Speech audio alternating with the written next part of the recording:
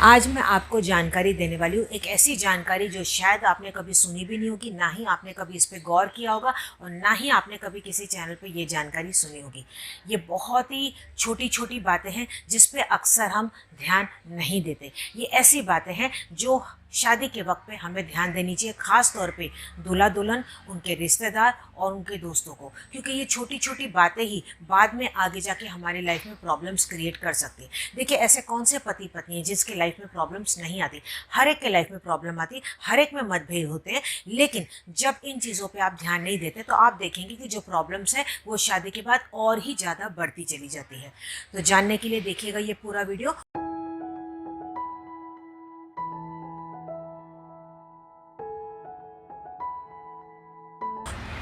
नमस्कार, मैं हूँ इंदु आहूजा। आप सभी का स्वागत करती हूँ हमारे इस चैनल इंदु जी के रेमेडीज़ पे। आज मैं आपको जानकारी देने वाली हूँ शादी के पर्व में कुछ ऐसी गलतियाँ जो हम करते हैं जाने अनजाने में, जिसकी वजह से हमें लाइफ में आगे जाके प्रॉब्लम्स आ सकती हैं। ख़ास तौर पे जो दूल्हा दुल्हन है उन्हें तो बहुत ज़्यादा ही ध्यान रखना चाहिए और उसके साथ साथ जो रिश्तेदार और जो दोस्त होते हैं उनको भी इस बात का बहुत ज़्यादा ख्याल रखना चाहिए। देखिए, जो शादी का पर्व होता है ये बहुत ही ज़्यादा इम्पॉर्टेंट होता है। ऐसे में पति पत्नी हमेशा एक दूसरे के साथ हो जाते हैं, एक दूसरे को प्रॉमिसेस करते हैं कि हम अपना साथ निभाएंगे और ये हकीकत है। देखिए, लाइफ में आज नहीं तो कल कौन काम आता है? पति पत्नी ही एक दूसरे को काम आते हैं। भले आप लाइफ में कितना भी बाहर एंजॉय कर लो, कुछ भी कर लो, कुछ भी बात हो जाए, लेकिन वक्त पे कौन काम आता है? वक्त पे एंड में एक दूसरे को पति पत्नी ही काम आते हैं। बहुत केसेस में तो देखिए ऐसा भी देखा है कि बच्चों को पाल पोस के इतना बड़ा करो, उसके बाद बच्चे भी अपनी ही ज़िंदगी में बिजी हो जाते हैं, या कई बार वो पूछते भी नहीं है। होता है ना ऐसा बहुत केसेस में। फाइनली कौन काम आता है एक दूसरे को?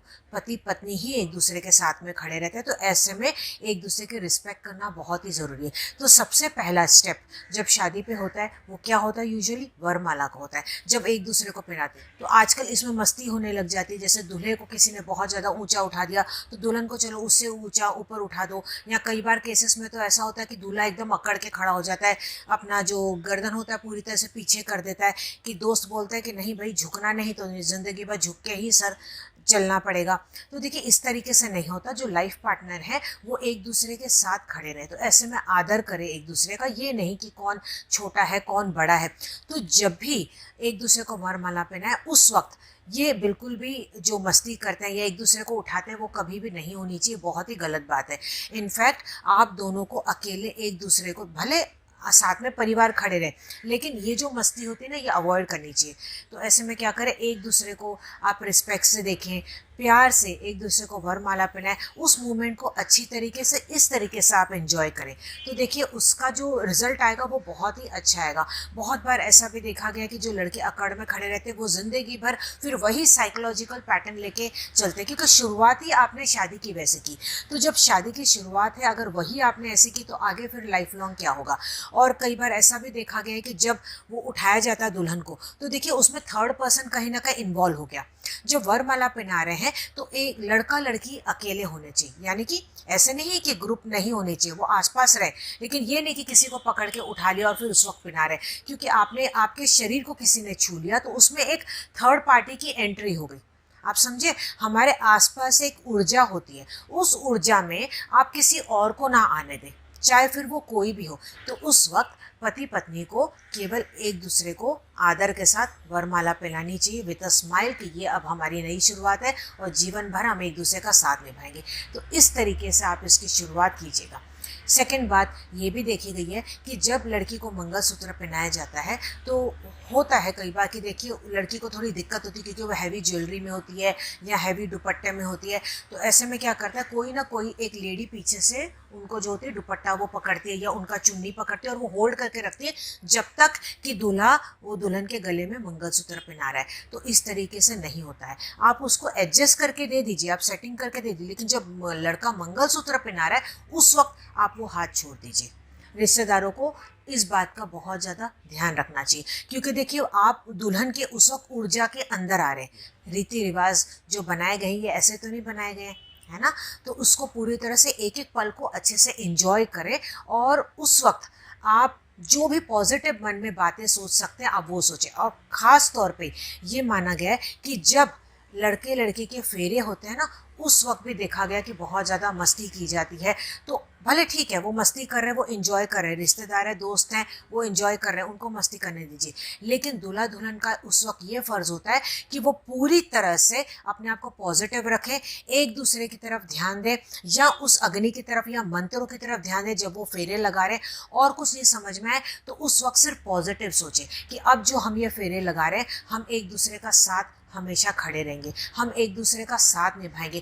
इस तरीके से पॉजिटिव मन में भाव बोलते हुए वो अग्नि के फेरे लगाएं। अगर अग्नि के फेरे आप नहीं लगा रहे, आपके दूसरे कोई रिचुअल्स हो रहे, तो जो भी उस वक्त रिचुअल्स या जो भी रीति रिवाज आपके उस वक्त हो रहे, ये नहीं कि आपका ध्यान कहीं और है, रिश्तेदार कुछ मस्ती कर रहे हैं, दोस्त मस्ती कर रहे हैं, तो आपका ध्यान पूरा वही है। नहीं, आपका ध्यान दूल्हे और दुल्हन का पूरी तरह से रिचुअल्स में होना चाहिए। उन बातों को ध्यान दें। अगर आप नहीं ध्यान दे पा रहे तो एटलीस्ट उस वक्त पॉजिटिव बातें सोचें, उस वक्त नेगेटिव बातें ना सोचें। ना ही मन में डर लेके आए कि अब ये जीवन की शुरुआत होगी, पता नहीं अब क्या होगा, अब क्या होगा, पता नहीं कुछ बुरा तो नहीं होगा। कुछ भी आपको नेगेटिव नहीं सोचना, किस तरह भी माइंड आपको डिस्ट्रैक्ट नहीं करना। भले आप स्माइल करें देख के, लेकिन आपका जो मन और दिमाग है वो होना चाहिए पूरी तरह से पॉजिटिव थिंकिंग के ऊपर।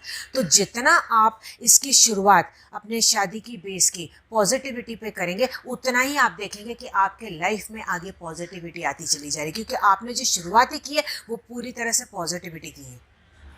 बड़े बुजुर्ग कहते हैं ना कि एक प्लेट में अगर पति पत्नी खाते हैं तो इससे बहुत ज़्यादा प्यार बढ़ता है। अगर एक प्लेट में नहीं खा सकते तो कोशिश करें कि पहला निवाला शादी के वक्त या शादी के बाद एक दूसरे को ज़रूर से खिला दे, या तो पानी एक दूसरे को पिला ले। ऐसा भी करने से प्यार बहुत ही ज़्यादा बढ़ता है और इसकी शुरुआत बहुत ही ज़्यादा अच्छे से होती है। और जब भी लड़की की विदाई होती है तो ऐसे में आपको क्या करना चाहिए, लड़की के हाथ से थोड़े से कच्चे चावल आपको ले लेने चाहिए, नहीं तो एक चांदी का सिक्का पहले से बनवा के रख ले, कोई भी जिसपे कि गणेश जी और लक्ष्मी जी बने हो, या प्लेन चांदी का सिक्का या बनवा ले गोल। और जब भी बेटी की विदाई हो तो बेटी की विदाई के वक्त आप बेटी से अपने हाथ में वो ले ले और उसको हमेशा तिजोरी में संभाल के रखें। इससे क्या होगा कि आपके घर में तो उन्नति आएगी ही आएगी, और जिस घर में बेटी ब्याह करके जा रही है वो भी घर पूरी तरह से उन्नति करने लग जाएगा। तो चांदी का सिक्का सबसे बेस्ट है, भले आप छोटा सा बनवा ले। इससे क्या होगा, वही एक चीज़ है जिसको आप परमानेंट संभाल के रख सकते हैं। जब भी दुल्हन शादी करके आती है ससुराल में तो बहुत घरों में ये रीति रिवाज होता है नमक का। आप देखते हैं ना कि नमक एक दूसरे के हाथ में करवाते हैं। दुल्हन अपने हाथ में, दोनों हाथों में, अपने हथेलियों में नमक लेती है, फिर अपने रिश्तेदार को अपने हाथ में देती है, फिर वो वापस से दोबारा उसको देते हैं।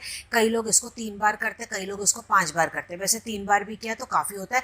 अगर आपने नहीं किया है तो आप अभी भी इसको कर सकते हैं।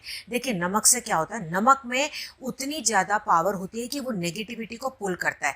तो जब भी दुल्हन शादी करके जब घर में आती है तो ये नमक क्यों इस तरह से एक्सचेंज करवाया जाता है, ताकि जो भी आपके आसपास की जो ऊर्जा है वो पूरी तरह से क्लियर हो जाए और जो सामने वाले की ऊर्जा है वो भी क्लियर हो जाए। तो इससे क्या होगा, वो पूरी तरह से नेगेटिविटी दूर हो जाएगी और आपके रिलेशन बाद में मधुर होने लग जाएंगे। तो जब ये नमक का पूरी तरह से हो जाए, आपका जो रीति रिवाज हो जाए, उसके बाद कोशिश करें कि एक दूसरे को अपने हाथ से कोई भी मीठी चीज़ ज़रूर से खिला दें। खास तौर पे सफ़ेद या पीली मीठी चीज़ अगर आप खिलाएंगे तो वो बहुत ही ज़्यादा शुभ होगा। ये नहीं कि गुलाब जामुन या कोई भी काली चीज़ आप ना खिलाएं, पीली या सफ़ेद चीज़ आप खिलाएंगे तो बहुत अच्छा है। नहीं तो यहाँ दूध से बनी हुई मिठाई में अगर केसर डाला हुआ है तो ऐसी मिठाई भी आप खिला सकते हैं। विदाई के वक्त आपको अपनी बेटी को खास तौर पे दूध से बनी हुई मिठाई तो ज़रूर से देनी चाहिए। दूध से बनी हुई मिठाई आप दे सकते हैं, उसमें केसर डला हुआ, या आप बूंदी के लड्डू दे सकते हैं। नहीं तो देखिए बताशे आते हैं ना सफ़ेद रंग के, वो भी आप दे सकते हैं। नहीं समझ में आए तो थोड़ी सी आप मिश्री दे दीजिए। तो ये अगर आप अपनी बेटी को देते हैं तो उससे हमेशा उसके जीवन में मिठास बनी रहेगी। तो जब भी आप बेटी की विदाई करते तो ये आप हाथ में ज़रूर दें। अच्छा, एक और चीज़ देखी गई है कि बहुत बार जब विदाई होती है तो जो दुल्हन होती है, जो लड़की होती है, बहुत ही ज़्यादा फूट फूट के रोती है। मैं मानती हूँ, क्योंकि देखिए मैं भी एक बेटी हूँ, तो माता पिता से जब विदा होते हैं, घर छोड़ के आते हैं तो बहुत ज़्यादा रोना आता है। लेकिन कोशिश करें कि अपने आप पे कंट्रोल रखें, अपने आप पे संयम रखें। यूजुअली ये बहुत ही ज़्यादा इमोशनल एक पीरियड होता है और माता पिता को और जो घर के भाई बहन होते हैं, रिश्तेदार होते हैं, उनको ये बार उनके वो दिमाग में आता है, उनको याद आने लग जाता है। तो बस आप निकलने से पहले एक अच्छी सी उनको स्माइल दे दें और फिर ही आप घर से विदा हो। तो इससे बहुत ही ज़्यादा पॉजिटिविटी आएगी और बहुत ही अच्छे वाइब्रेशंस क्रिएट होंगे। तो ये छोटी छोटी बातें थी जो मुझे आप लोगों के साथ शेयर करना था। भले ये छोटी बातें हम इस पे ध्यान नहीं देते, लेकिन ये छोटी बातें भी बहुत ही ज़्यादा इम्पॉर्टेंट रोल प्ले करती है हमारी लाइफ में। तो मैं उम्मीद करती हूँ कि आज का आपको ये मेरा वीडियो पसंद आया होगा। पसंद आएगा तो लाइक करके मुझे ज़रूर से बताइएगा। ज़्यादा से ज़्यादा आप इस वीडियो को शेयर कीजिएगा ताकि बाकी लोगों की भी मदद हो पाए, क्योंकि आज मैंने आपको ऐसी इन्फॉर्मेशन दी है जो शायद आपने कभी सुनी भी नहीं होगी, ना ही इस यूट्यूब चैनल पर कभी भी देखी होगी। तो चलिए मिलते हैं अगले वीडियो में। तब तक आप अपना ध्यान रखिएगा। तो ईश्वर करे कि आपकी हर मनोकामना पूरी हो। नमस्कार, हरि ओम।